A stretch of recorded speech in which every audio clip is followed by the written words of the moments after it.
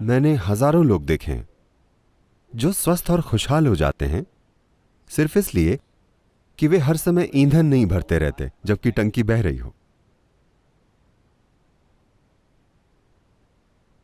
योग केंद्र में सभी लोग सुबह 10 बजे खाते हैं और शाम को 7 बजे। हम बहुत सी शारीरिक गतिविधियां करते हैं। आश्रम के अंदर गाड़ियां नहीं हैं, वो एक बड़ी जगह है। सभी या तो चलते हैं या साइकिल चलाते हैं। डाइनिंग हॉल जाने के लिए भी 1 किलोमीटर चलना पड़ता है। ऑफिस जाने के लिए भी आधे से 1 किलोमीटर चलना पड़ता है। इस तरह लोग हर समय शारीरिक काम करते रहते हैं।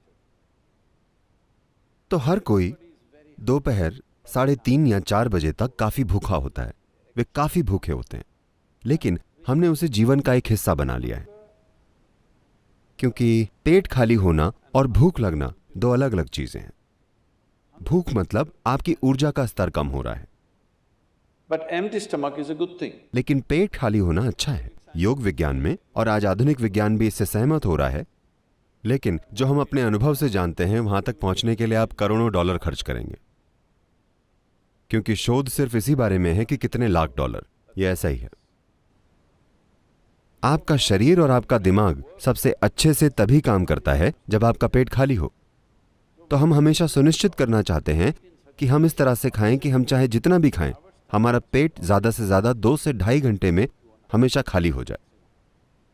तो हम हमेशा भूखे सोने जाते हैं। लोगों को लगता है कि वे सो नहीं सकते। सो सकते हैं। औसतन 25 सालों तक औसतन मैं बस 2.5 से 3 घंटे सोया। इन दिनों में थोड़ा ज्यादा सो रहा हूं। मैं 3.5 से 4.5 घंटे के बीच सो रहा हूं, जबकि मैं बहुत ज्यादा यात्राएं कर रहा हूं। बहुत ज्यादा यात्राओं से मेरा मतलब है, अगर मैं अगले कुछ दिनों की यात्रा बताऊं तो आप कुर्सी से गिर जाएंगे। हाँ, क्या मैं आपको बताऊं? नहीं, जरूरी नहीं है। क्योंकि अगले 10 दिन में मैं 5 अलग अलग देशों में रहूंगा। वहां मुझे नहीं पता कितने कार्यक्रम होंगे, हर तरह के कार्यक्रम। तो आप ये सिर्फ इसलिए कर पाते हैं क्योंकि आप जरूरत से ज्यादा नहीं खाते। ये बहुत महत्वपूर्ण है। हर कोई 2 बार खाता है, मैं आमतौर पर सिर्फ 1 बार खाता हूं, शाम को 4:30-5 बजे, क्योंकि मुझे पसंद नहीं कि मैं प्लेट के सामने बैठकर चिंता करूं कि कितना खाना है। मुझे अच्छे से खाना पसंद है। तो अगर मैं शाम 4:30 या 5 बजे खाता हूं तो फिर अगले दिन ही खाता हूं। क्या ये काफी है? क्या मैं ठीक लग रहा हूं? हेलो, मैं आपके मरीजों जैसा नहीं दिख रहा है ना? मैं आपके पास नहीं आऊंगा, क्योंकि शरीर में कोई भी जरूरी सुधार और शुद्धि तब होती है जब आपका पेट खाली हो। यह बहुत जरूरी है, वरना कोशिकाओं के स्तर पर शुद्धि नहीं हो पाती। आप चीजें इकट्ठी करते हैं, फिर हर तरह की परेशानियां होती हैं। पहली चीज है शरीर में आलस्य। आलस्य के कई स्तर होते हैं। अगर आपने उन सभी पर ध्यान न दिया हो तो जितना समय आप सोते हैं वो आलस्य है। आप सभी यहां सोने आए हैं या हेलो, जीने के लिए, है ना? यहां मतलब यहां नहीं, मेरा मतलब है जीवन में। आप जीना चाहते हैं या The intention of life is to live, isn't it? जीवन जीना चाहता है ना? लेकिन क्योंकि आपने अमेरिकी डॉक्टरों की बात की तो यह अब यहां भी शुरू हो गया है। सभी अमेरिकी डॉक्टर्स कहते हैं आपको कम से कम 7 से 8 घंटे सोना चाहिए। इसका मतलब है आपके जीवन के 1/3 हिस्से में आपको सोना चाहिए। 2-3 घंटे और टॉयलेट, नहाने और खाने वगैरह में चले जाते हैं। तो आपके जीवन का 50% हिस्सा बस रख रखाव में चला गया। मान लीजिए आपके पास एक मोटरसाइकिल या कार है जो 1 महीने में 1 बार सर्विस के लिए जाती है, तो उसे रखना ठीक है।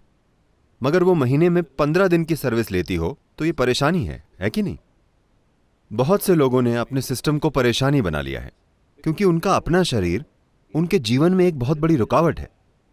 वो जो भी करना चाहते हैं उनका शरीर उन्हें करने नहीं देता।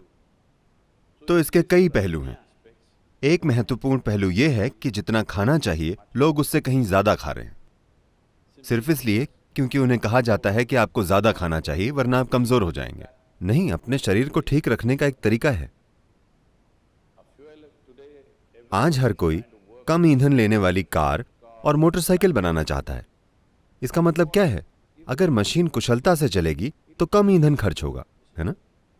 तो अगर यहां बैठे हुए आप बहुत आराम में हैं तो ये कम ईंधन लेगी। अगर आप हर समय ऐसे होंगे If you like this all the time, then it will consume more fuel, it will want you to eat. तो ये और ज्यादा भोजन मांगेगी, ये आपको विवश करेगी।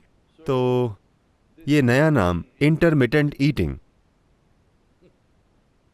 आपको देखना चाहिए, अमेरिका में लोग हमारे कार्यक्रमों में आते हैं। हमारे कार्यक्रम 10 से 12 घंटे चलते हैं। तो लेकिन वे कुछ बिस्किट या कुछ और लाते हैं। वे कहते हैं मुझे शुगर प्रॉब्लम है इसलिए मुझे खाना पड़ता है, मुझे खाना ही पड़ता है। मैं कहता हूं आप बस यहां रहिए, आप नहीं मरेंगे, मैं सुनिश्चित करूंगा, क्योंकि मैं नहीं चाहता कि मेरे कार्यक्रम में कोई मर जाए, ठीक है?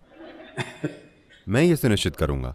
पहले दिन नहीं मुझे खाना पड़ेगा, तीसरे दिन तक वे सब कुछ छोड़ देते हैं, 12 घंटे बिना भोजन के बैठते हैं और वो बिल्कुल ठीक रहते हैं। देखिए, सेहत ऐसी चीज नहीं है जिसे आप बाहर से बनाते हैं। सेहत आपको भीतर से पैदा करनी होती है। अगर कुछ परेशानी हो तो आप बाहरी मदद ले सकते हैं। हर समय अगर आपको कोई परेशानी है मतलब क्या? आप एक खराब मशीन हैं। हाँ, हर समय आपको कोई परेशानी है, क्यों? इसे ऐसे नहीं डिजाइन किया गया है, इसे सेहत के लिए बनाया गया है। आपके शरीर की हर कोशिका को सेहत पैदा करने के लिए बनाया गया है ना? वे सभी सेहत पैदा करने के लिए मेहनत कर रही हैं, सिवाय आपके। तो योग में कम से कम 8 घंटों के अंतराल की सलाह दी जाती है। एक भोजन से दूसरे भोजन के बीच 8 घंटे का अंतर होना चाहिए।